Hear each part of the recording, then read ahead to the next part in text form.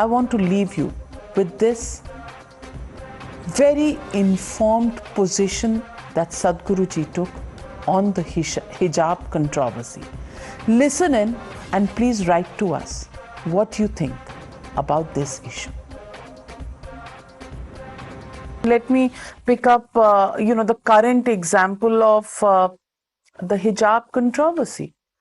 In Karnataka begins from a school, then it's not localized there, it just spreads, becomes a national issue in Supreme Court, in different courts, and just look at the way the atmosphere is vitiated. People are saying hijab first, not kitab first. See, whether you wear a hijab or burqa, or you wear a sari, or you wear salwar kameez or a pajama, what you wear, or you eat khichdi or biryani, all of it comes from soil. So soil is a tremendously unifying force. Instead of looking at aspects of life which puts us all together, we are continuously looking at aspects which divides us. Soil is a universal thing. It doesn't matter who you are, what religion, what race, what nationality, what gender, or whatever else you think you are, you come from soil and go back to soil. So this can become a major unifying force. But many people have stopped sending their daughters to schools.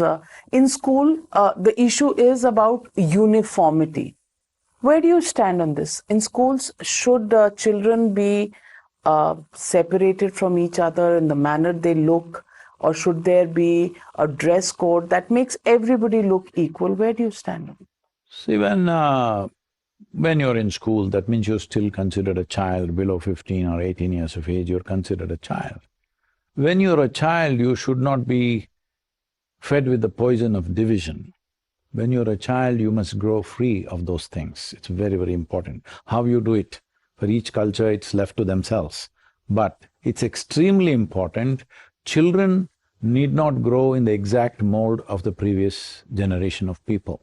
Whatever prejudices, problems, hatreds, loves we have for each other, this need not be imposed upon children. It's very important. How you achieve it, maybe different people have different ideas how to achieve it, but this is a must, that next generation should not be limited by what we have been limited with, should not be enchained by what we have been chained with.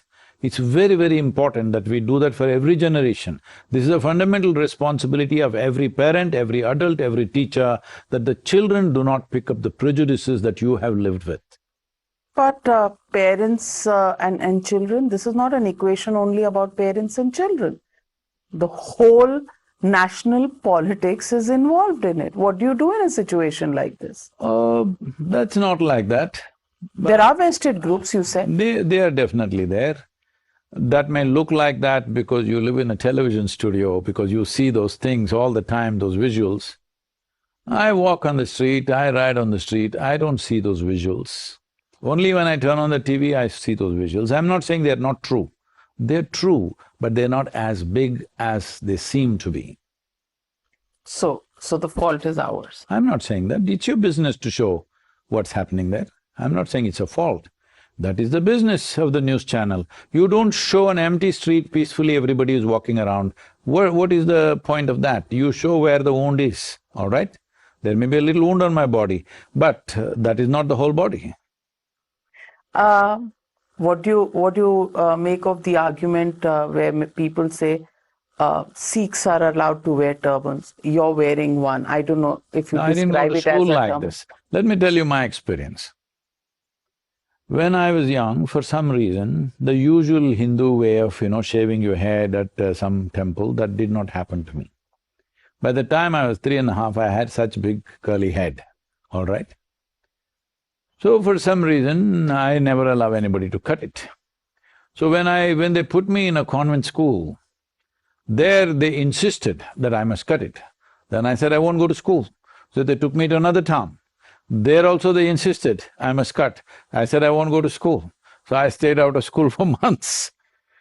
But one day, I'm like 4 years of age, or maybe 4.5 at that time. In the afternoon, after you eat, there is a nap time. When I fell asleep on the bench, they had cut my hair completely. against your wishes, Yes. against the fundamental So right under the I refused to go to Constitution. that school. I got out of that school and I said, I'll never again go back there. But after that, haircut became natural till I became 16, 17. After that, again I have not cut my hair. But now you're allowed not to, but should Yes, it's Article unfortunate. 25 and See, 19 apply? see, that is, they're applying European rules on Indian children because today we have forgotten, in India, if you look back 50 years ago, most of the boys also had plaited hair. So they want to cut that and make us into English people, all right? So unfortunately it is so, because of that enforcement, today a whole lot of young men have everything shaved in their face because they want to look like English people, because that is the ideal way a man should look, not like this. They think this is a natural thing that happens to a man, but they think this is freaky, he's got a beard. No, that is freaky. You don't know why you're shaving yourself. People can give an explanations, but you don't know why, all right? So leave that, it's okay, but at the same time, it's very, very important in a given society, if we have to move forward, we have to constantly look at points that will unify us, not points that divide us. Soil is that aspect which puts all of us together. If you don't get it in this life, at least when you're buried, you understand the same worms eat you, all right?